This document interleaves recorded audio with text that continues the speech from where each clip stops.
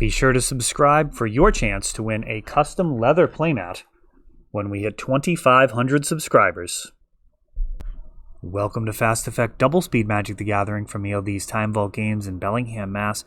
We are playing live over Discord, which means you can actually join in the fun, and there's bonus incentive for doing that now as we have a patron of the show, Fee, who has donated a Double Masters VIP booster to be given away at random at this upcoming Wednesday Night Legacy. It's just absolutely insane value. 100% of the entry fees are given out as store credit, and then on top of it, a VIP booster pack. We got people playing from all over the place. Texas, California, New York. We've got a pair of Mox Diamonds here. Will this be a Life from the Loam? That'd be a solid opening. 3 mana. Dark Confidant. And passing the turn, so Noble Hierarch, some acceleration for Ben. Mark ups the ante with a pair of Mox Diamonds and a Dark Confidant. And now 3 mana for a General Kudro. The new Lord also can take down large creatures.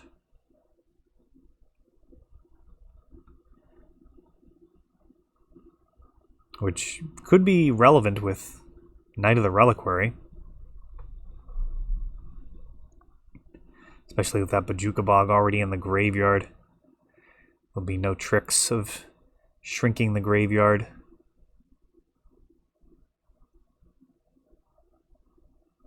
Life from the Loam revealed from Dark Confidant. And there's going to be a lot of card advantage headed Mark's way here in all likelihood. Life from the Loam is going to be able to recur quite a lot.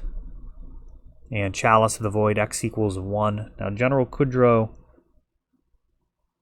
is going to exile a card from the graveyard anytime a human enters the battlefield on Ben's side, which could be pretty frequently. He attacks as a 3/3 Exalted, makes him a 4/4. And I'm actually kind of interested in the right timing of the Life from the Loam here. Kind of felt like maybe the play would be to just cash it out for a couple of cards. Mirren Crusader coming down. So Crusader's a legit threat here. He gets +1/+1 from General Kudro, and then potentially +1/+1 from Noble Hierarch. That's like 8 damage.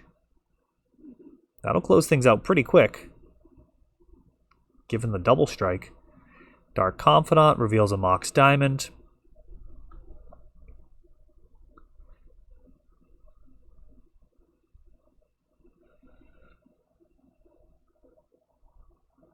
And it could be pretty easy to get a couple of lands into the graveyard. Oh, Oko.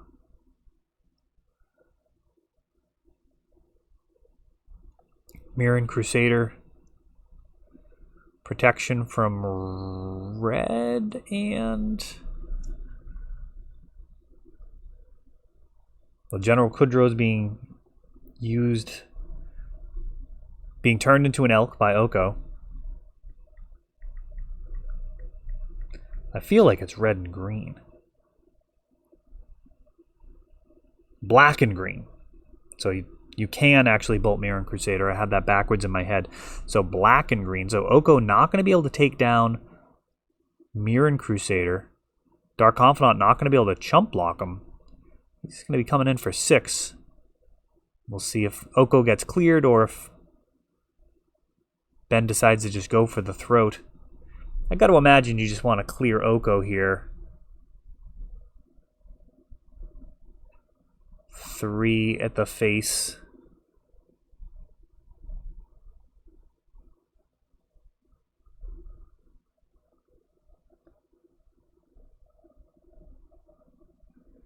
And Meddling Mage. This Chalice Not likely to be super effective against humans. Not because they don't have one casting cost cards, but they also have access to Cavern of Souls. It's a huge pain. You're trying to prevent your opponent from casting any spells.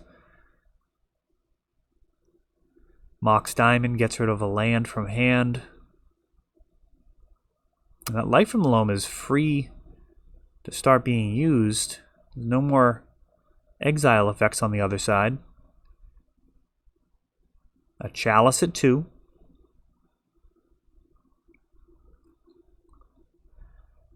Boy, I don't know.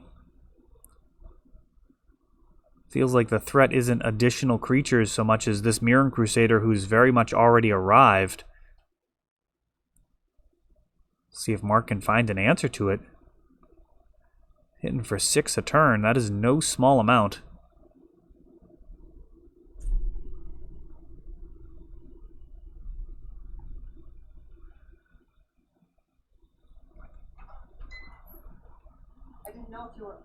I am. It's right there.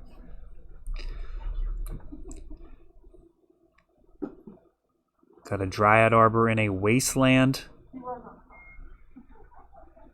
But that is going to do it. Mirren Crusader just inevitable. Pro green. Just pro black, pro green. Can't be Okoed. Not going to get blocked by anything on board there. And Mirren Crusader, a very real threat against a deck that is primarily black and green.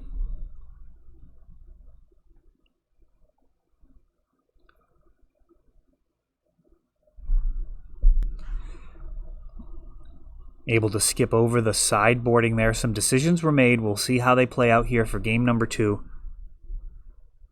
Mark drawing that first hand of 7. Not happy with it. And it looks like neither is Ben. Both players definitely have a pretty wide range of how powerful their cards are in this matchup. Mark on the play. A first turn Chalice at 1 could be very, very good. That could really bottleneck Ben. Potentially cutting off Noble Hierarch and Mother of Runes, Champion of the Parish. But in that same sense, there is that Cavern of Souls potential, which is just an absolute blowout. Loam using Mox Diamond on the first turn for a Chalice. It's got to be a pretty big percentage of its blowout games. One of the interesting things about Loam is just what running Chalice of the Void kind of does to the sideboard. There are a lot of great cards that you can play, and certainly when you're going 4 color, but that's not always going to be accessible. And we've got a first turn Dark Confidant again. It's not always going to be playable when you're going to be routinely putting down a Chalice at 1, so things like Thoughtseize not as playable in a deck that has Chalice. Tranquil Thicket. And at this point, a Life from Loam would be very good, especially with Tranquil Thicket. But it has to be played as a land. Baleful Strix draws a card, so Mark signaling he has no more lands in hand.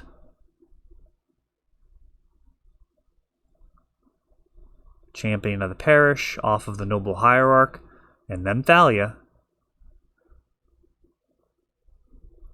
So the Baleful Strix does have this Champion of the Parish in check no matter how large it gets, but the Thalia, it's actually going to win in combat. So while Thalia's taxing ability, not at its best in this matchup at all, her first strike, potentially pretty relevant. It's going to be able to get past Dark Confidant, Baleful Strix. Not Knight of the Reliquary. That is a big one.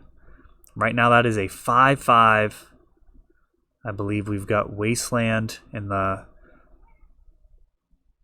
land for Mox Diamond and a fetch. Of course, Knight can go get more lands. Sanctum Prelate. Tell you, most people the first time playing against humans get some very bad news about just how deep this tribe is. I mean, you've got Thalia, Meddling Mage, Sanctum Prelate, Noble Hierarch. These are cards that see play in other decks, which is something you can't really say about most tribal decks. Oh, Plague Engineer. That is a devastating blow. Talk about powerful sideboard cards. And now Knight of the Reliquary sacrificing that Bayou to likely go get a Wasteland and knock Ben back to just a single Wasteland for a mana source. What a massive turn here for Mark, and he's going to feel pretty good about his chances to have a game number 3. He's got a massive beater in the form of Knight of the Reliquary. He's got a draw engine going with Dark Confidant.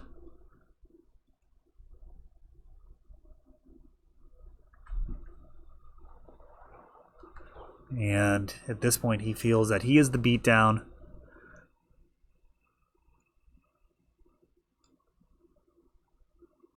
Huh. Interesting. So Sanctum Prelate was actually on 2. I thought it was on 1. Swords to Plowshares clears the meddling creature. And now Ben is the one scooping it up, as Mark has just an overwhelming advantage. And these decks both really need a bunch of time. We've seen some quick games here, but both of these decks can be really grindy. And I think both players will be happy to have enough time on the clock to actually find a resolution to this game. They're not going to want to draw. That is not super helpful. So the way we handle our prizes for our weekly tournaments, Wednesday and Friday nights, is we do prize shares. So if you go undefeated, you get 2 prize shares. And if you go X and 1, you get 1 prize share. X11 gets a prize share and a half. So if you had a 10-person tournament and there's 2 people that go X and 1 and then 1 person that goes undefeated, that'd be a total of 4 prize shares, which mean they'd be $25 each. So it would go 50, 25, 25. Very simple math. Totally avoids tiebreaker issues. So you don't have to worry about, if you lose in the first round, feeling like, my tiebreakers are going to be garbage. Not going to be relevant. If you manage to go X1, then you're going to be getting prizes. But as I mentioned before, there's also that bonus lottery. That fee has donated to the tournaments, to the channel, to the store. Just amazing. Cannot stress how much I appreciate that and how excited I am for you guys. Like, that is exactly the type of thing that I would be all over in my more competitive days, just going after a tournament with 100% payout and then that type of crazy EV on top of it. There's just no way you'd keep me away from that. So hopefully we will continue to grow in attendance. We had 18 last Wednesday, and I look forward to those numbers growing. Mox Diamond, but no play with Mark. And now Meddling Mage coming down. The Aether Vial on the first turn is going to make, in this matchup, not so much about making them uncounterable, but actually getting a mana advantage. Swords to Plowshares clears the Meddling Mage.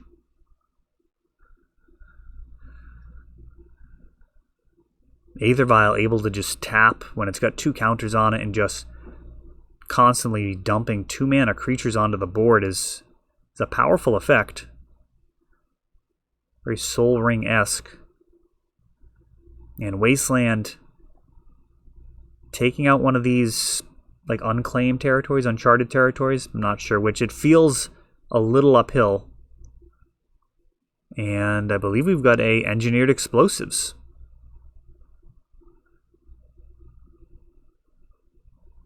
X equals 2. I have a Noble Hierarch. And a Mother of Runes. That is a fun reply to an explosives at 2. Oh, is that not an explosives? Oh, that's Containment Priest. I think that's Containment Priest. My bad. I think that's actually Containment Priest. I was just looking at it the other day. I was going through expeditions with a lovely couple from Boston who was in on their paper anniversary, getting each other magic cards. It was really cool. But yeah, they grabbed a Ultimate Masters box topper. They passed on some of the invocations. Abrupt Decay gets flipped. Not a whole lot of value there, given these Mother of Runes.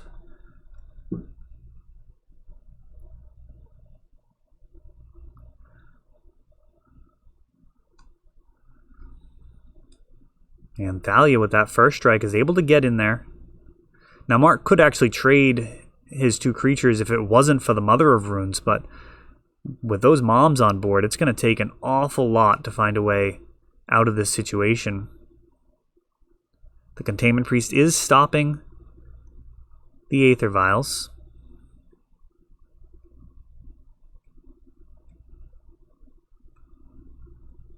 But Ben has plenty of mana for his deck. I mean, it's not plenty of mana, I suppose, for like a commander game, but you know, he has a noble and 2 lands. That's going to be enough to cast pretty much anything in his deck.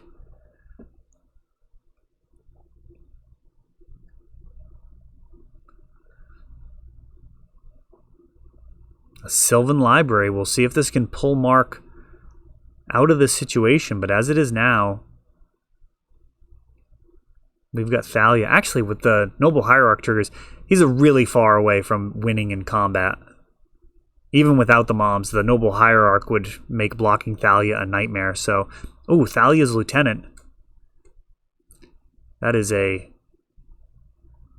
very mana-efficient card here, showing up and pumping the whole team, all for just 2 mana.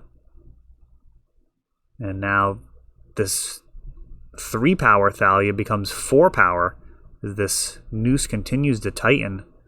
I'm not actually sure what Mark's going to do to get out of this, if anything. I mean, engineered explosives would be nice. Upkeep Dark Confidant. And he's going to get to see some new cards here. Can pay some life if he wants. Whoa, did he pay all of that life? Tabernacle. That is a magic card right there. That is going to eliminate some of these creatures.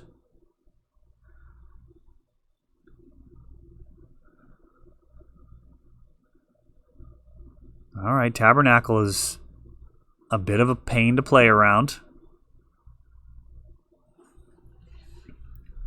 Mother of Runes still able to defend the Thalia.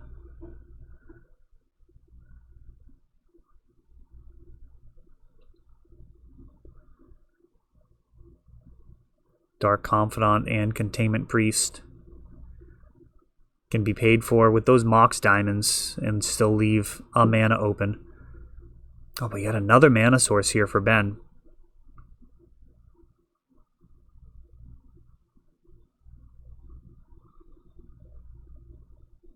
Upkeep. Just the Containment Priest being paid for. However, that Dark Confidant trigger still goes on the stack, which does resolve. And I think Mark likely looking for some way to get this Mother of Runes tapped, and then also have a follow-up that gets rid of the Thalia. He'll be in reasonable shape then, though not totally in the clear. This Noble Hierarch is even a threat at this stage. With 1 power, its Exalted would turn it into a 2/3, which is actually going to beat Containment Priest in the long run.